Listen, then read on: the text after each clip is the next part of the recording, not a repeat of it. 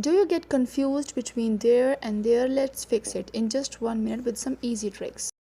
This there means belonging to them. So in the case of ownership, we use the spelling Their.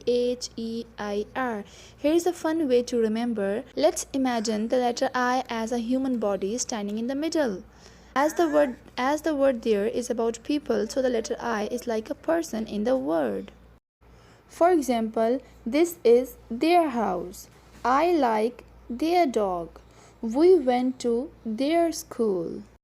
So if we talk about some place or position, we use the spelling There. And the fun way to remember, it has the word here inside it. And it tells us about location.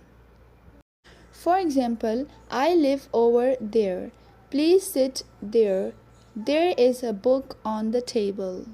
Now it's your turn. Tell me which there should we use here. Comments below.